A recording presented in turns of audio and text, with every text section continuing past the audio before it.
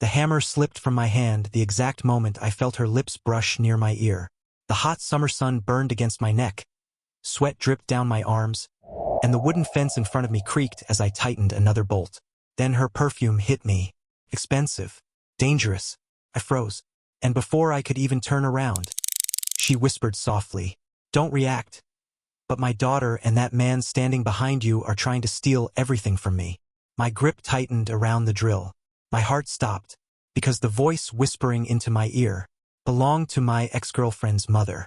And when I finally looked up, I saw my ex standing near the patio beside her rich boyfriend, both staring at us with pure shock on their faces, especially after her mother in that tight red dress placed her hand slowly on my shoulder, like we were suddenly on the same side.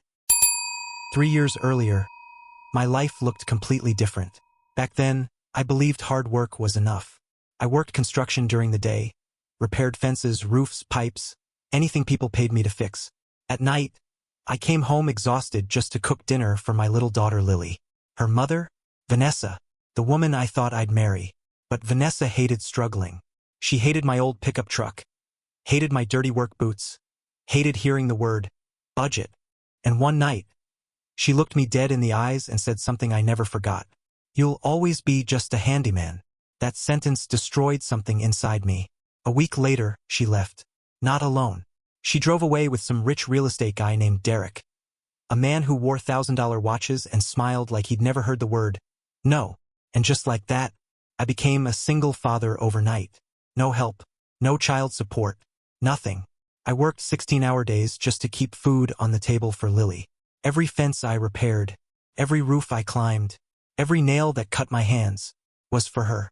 So when an elderly woman called offering double pay for an emergency fence repair at a luxury estate outside town, I said yes immediately. I didn't even ask for the address. If I had, I never would have shown up, because the moment the gates opened, I recognized the mansion. It belonged to Vanessa's mother, Evelyn. And unlike her daughter, Evelyn never looked at me like I was worthless. First, she acted normal. Too normal. She greeted me politely, offered me cold lemonade, and watched quietly while I repaired the damaged fence near the garden. But something felt off. She kept glancing toward the house, nervous, like she was waiting for a storm to arrive. And eventually, it did. A black luxury SUV pulled into the driveway. Vanessa stepped out first wearing designer sunglasses and that same judgmental expression I remembered too well. Derek climbed out after her, laughing the second he spotted me sweating beside the fence. "Well, look at this," he smirked loudly. "The handyman's still doing handyman things." Vanessa crossed her arms. "You actually hired him, Mom?" I kept my eyes on the fence. I'd learned something after years of struggle. Some people aren't worth reacting to. But Derek kept going. "You know," he laughed, "if you'd stayed with Vanessa, maybe you could have upgraded from that rusty truck by now." Vanessa smiled. That smile hurt more than I wanted to admit. Then Derek added the final insult. "How's single dad life treating you? Still pretending hard work makes you a real man?" I slowly stood up. Sweat rolled down my forehead. Every muscle in my body tightened. But before I could speak, Evelyn stepped forward, and the entire atmosphere changed. "Enough." Her voice sliced through the air like a knife. Vanessa blinked. "Mom."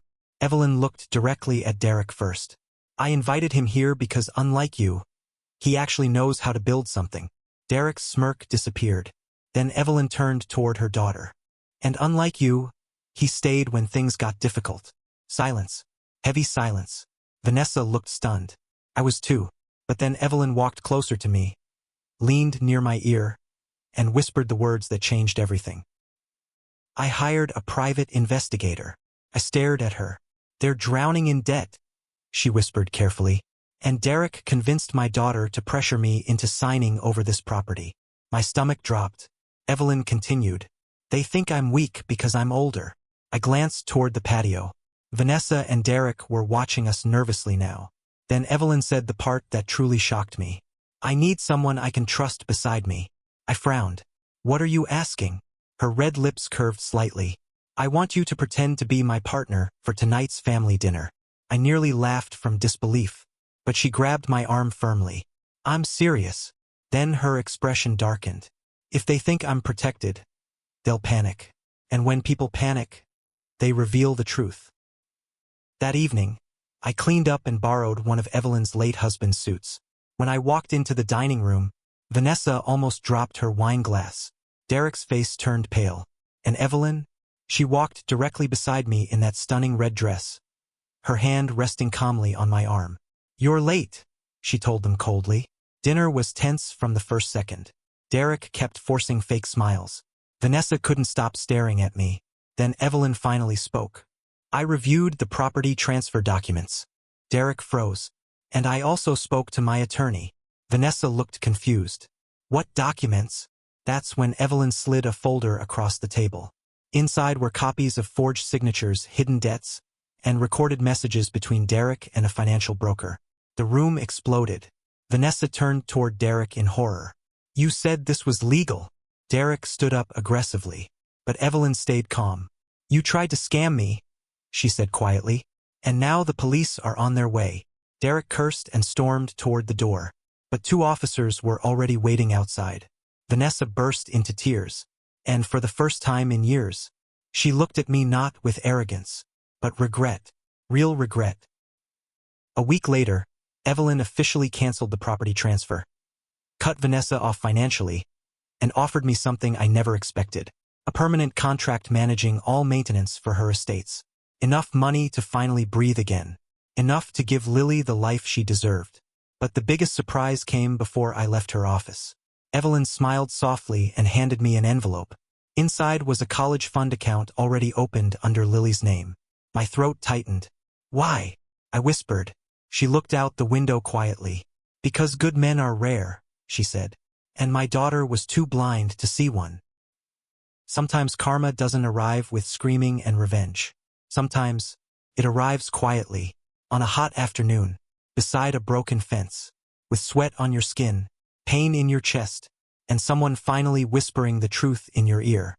And as I drove home that night with Lily asleep in the back seat of my old pickup truck, for the first time in years, I didn't feel like just a handyman. I felt respected. I felt seen. And honestly, that was worth more than money ever could be.